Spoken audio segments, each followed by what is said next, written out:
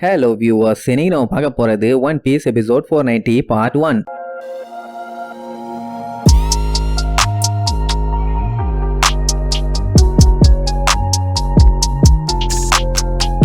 Open பண்ணா போன பார்ட்ல ஒரு வழியா போற முடிச்சிட்டாங்க. நல்ல வேலை ஷாங்க்ஸ் வந்தான், இல்லன்னா நிலைமை என்ன ஆயிருக்கும். சரி, இப்ப இந்த மேட்டர் எல்லாமே ஊருக்குள்ள டிரான்ஸ்போர்ட்டர் ஸ்டைல் வழியா டெலிகாஸ்ட் ஆயிட்டு இருந்துச்சுல்ல, ஆடியோவாவும் வீடியோவாவும். அதுல ஆடியோ வந்து குறை கேக்குதே தவிர அவங்க என்ன பேசிட்டு இருக்காங்கன்னு ஒழுங்கா கேட்கல. எல்லாத்துக்கும் ஒரே கன்ஃபியூஷன். என்னாச்சு, கனெக்ஷன் ஃபால்ட்டா, போர்ல எல்லாருமே பொழைச்சுக்கிட்டாங்களா இல்ல செத்துட்டாங்களா, நேவி வின் பண்ணிட்டாங்களா, நிஜமாவே ஒயிட் பியர் தோத்துட்டாங்களா, அப்படி இப்படின்னு இந்த குறை சவுண்ட் கேட்ட உடனே அவங்களுக்குள்ள ஏகப்பட்ட கேள்விகள். என்ன நல்லா போயிட்டு இருக்க டெலிகாஸ்ட் திடீர்னு இப்படி கட்டாச்சுன்னா ஏதாச்சும் பிரச்சனை தான மனசுக்கு தோணும். அப்படித்தான் நினைச்சிட்டு இருக்காங்க. அதே நேரம் மெரைனுக்குன்னு அங்கங்க பில்டிங்ஸ் இருக்கும்ல, அங்க இருக்கவங்க எல்லாத்துக்குமே நியூஸ் போயிருச்சு. சோ அங்கெல்லாம் அனௌன்ஸ்மெண்ட் பண்ணிடுவாங்க, இந்த மாதிரி மெயின் நேவி ஹெட் குவார்டர்ஸ்ல ஒயிட் பியர்ட போட்டு தள்ளியாச்சு. சொல்ல போனா நம்ம நினைச்சதை விட நிலைமை ரொம்ப மோசமா போயிருச்சு. நேவில இருந்த எல்லா சோல்ஜர்ஸும் ஜஸ்டிஸ் காண்டி உயிரை கொடுத்து போராடினாங்க. அதுக்கப்புறம் தான் ஒயிட் பியர்டையும் சரி அவங்க ஆளுகளையும் சரி நின்னு சண்டை போட்டு ஜெயிச்சிருக்காங்க. இந்த விக்டரி நம்ம நேவிக்கு கிடைச்ச விக்டரி. அதை நம்ம ஹாப்பியா செலிப்ரேட் பண்ணணும்னு 50 பேருக்கு செம ஹாப்பி. சந்தோஷத்துல அப்படியே துள்ளி குதிச்சிட்டு இருப்பாங்க. நேவி ஆளுகெல்லாம் அங்க இருக்கும்போது இங்க எதுக்கு சந்தோஷப்படுறானுங்கன்னு நீங்க கேட்கறது புரியுது. ஆக்சுவலா பிரச்சனைன்னு சொல்லி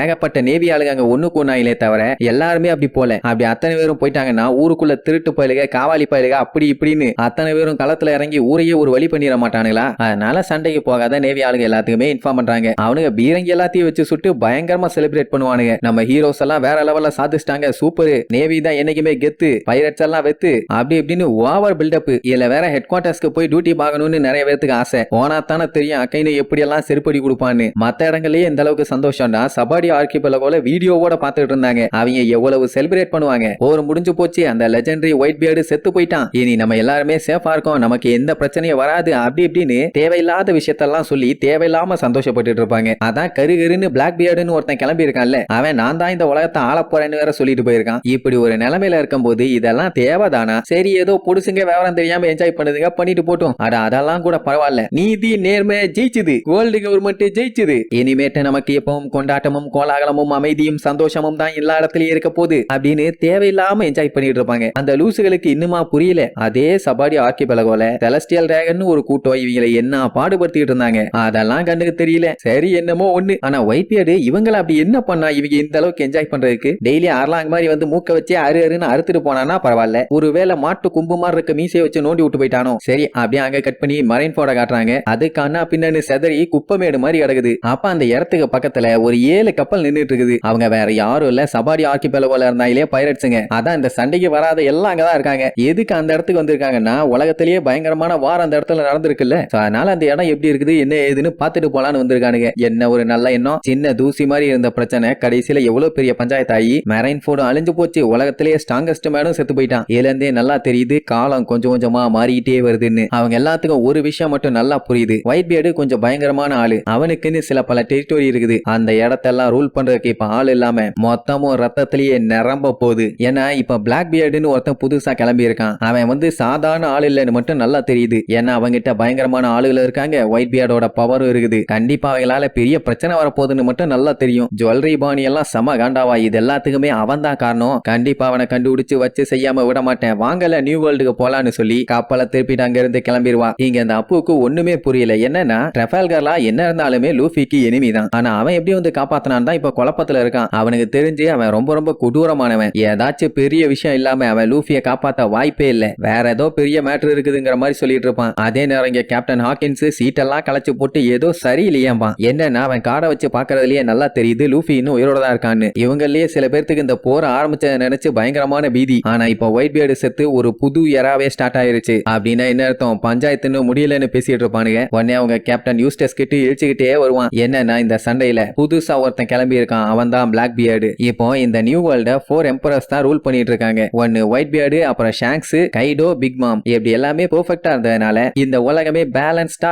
ஈக்குவலா இருந்துச்சு. ஆனா இப்போ அதுல ஒரு ஆள் செத்துட்டான். இதனால அடுத்து என்ன பஞ்சாயத்து நடக்க போகுதுன்னு கண்டிப்பா யாராலையுமே ப்ரெடிக்ட் பண்ண முடியாது. சொல்ல போனா நியூ இயராக்கு இது தாண்டா பிகினிங் அப்படின்னு வில்லத்தனமா சொல்லி சிரிச்சுட்டு இருப்பான். அதே நேரம் ஊருக்கு நியூஸ் பேப்பர்லாம் பறக்குது தெரிக்குது. என்னன்னா இப்ப மெரைன் நிறைய நாளுக்கு ஜெயிச்சிட்டாங்கல்ல, இந்த மேட்டரை ஊரு பூரா தண்டோரா அடிக்க வேண்டாம். அப்பதானே இவங்க மேல பயம் வரும், மரியாதை வரும், எல்லாமே வரும். அது மட்டும் இல்லாம இந்த பிக்கஸ்ட் வார்னால தான் இப்ப ஒரு கிரேட் பைரட் ஏராவே ஸ்டார்ட் ஆயிருக்கு. இந்த விஷயத்தை உலகம் பூரா டெலிவர் பண்ண வேண்டாம். அப்படியே ஒவ்வொரு ஊருக்கும் இந்த நியூஸ் போய் சேர சேர அங்க இருக்க எல்லாத்துக்குமே பயங்கரமான கொண்டாட்டம். ஒயிட் பேர்டு செத்துட்டான், ஒயிட் பேர்டு செத்துட்டான்னு. எப்படின்னா அவன் செத்ததுனால தான் இவங்க சேஃப்டியா இருக்காங்களாமா. ஈஸ்ட் வெஸ்ட் நார்த் சவுத்னு ஒரு இடம் இல்லாம எல்லாருமே என்ஜாய் பண்ணுவாங்க. ஒயிட் செத்துட்டான், ஆனா பிளாக் வந்துட்டானே. சரி, எவ்வளவு நாள் சந்தோஷமா இருக்கணுமோ இருந்துட்டு போட்டும். ஒரு நாள் கிளப்பிட்டு வருவான். அன்னைக்கு இருக்குது பெரிய பஞ்சாயத்து. இதுல வேற நேவி வின் பண்ணிட்டாங்கன்னு செம ஹாப்பி. கிராண்ட் லைன்ல இருக்கவங்க கூட சந்தோஷப்படுவாங்க. இதுல வேற கடவுளுக்கு நன்றி, பாவாங்க எவ்வளவு பெரிய பஞ்சாயத்து போச்சு. சரி, அதெல்லாம் இவங்களுக்கு எங்க தெரிய போகுது. ஏன்னா எல்லா விஷயத்தையுமே இவங்க அப்படியே கொண்டு போய் வெளியில சொல்லல. சில பல விஷயங்களா மறைச்சாதான் கரெக்டா இருக்குன்னு சொல்லி ஏகப்பட்ட விஷயங்களா மறைச்சு நேவி எப்படி ஹீரோஸ் மாதிரி சண்டை போட்டு ஜெயிச்சாங்க, நீதி நேர்மை எப்படி ஜெயிச்சுது அப்படிங்கிற மாதிரி மட்டும் சீனை போட்டு அழகா எல்லாத்துக்கும் நியூஸ் ஸ்ப்ரெட் பண்ணி விட்டுட்டாங்க.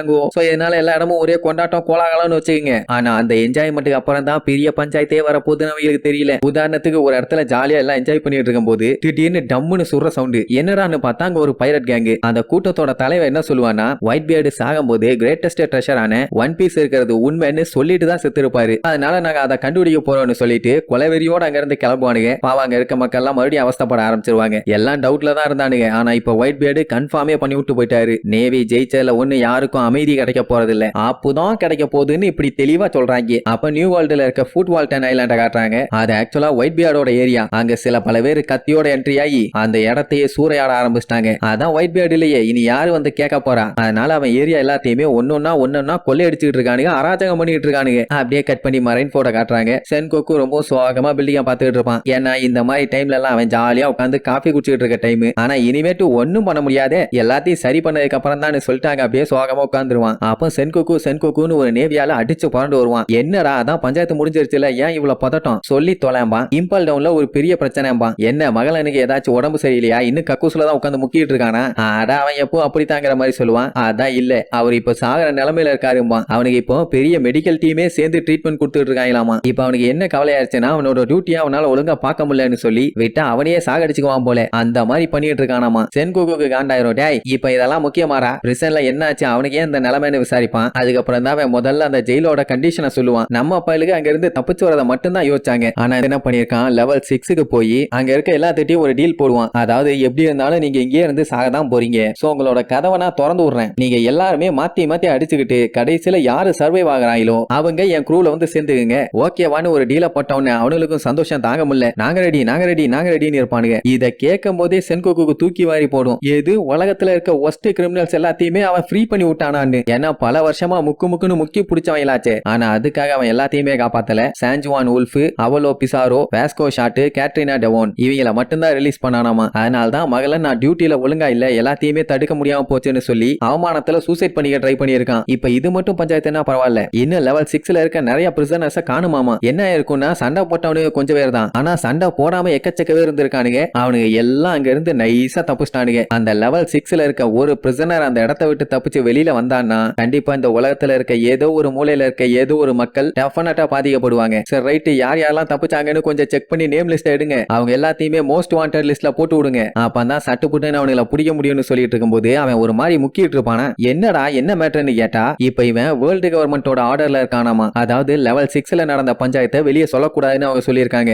இப்ப நம்ம சென்குக்கு சொல்ற மாதிரி அவங்க எல்லாத்தையுமே பிரையாரிட்டியா போட்டு புடிங்கன்னு சொல்லி போஸ்ட் அடிச்சிட்டு இருந்தாங்கன்னா உலக மக்கள் எல்லாத்தையுமே தெரிஞ்சு போயிடும். அது கவர்மெண்டோட ரெப்புடேஷனுக்கு ஆபத்து. அதனால வெளியே தெரியக்கூடாதுன்னு சொல்லிட்டாங்க. உடனே காண்டாயி கத்துன்னு கத்திட்டு இருப்பான். இந்த வெட்டி பந்தாலாம் இப்ப தேவையாடான்னு. அப்ப அந்த பில்டிங்கை காட்டுறாங்க. கண்ணா பின்னான்னு செதறி 10 பிசாக்கு பிரோஜனம் இல்லாம இருக்குது. அவ்வளவுதான், tata bye bye, see you.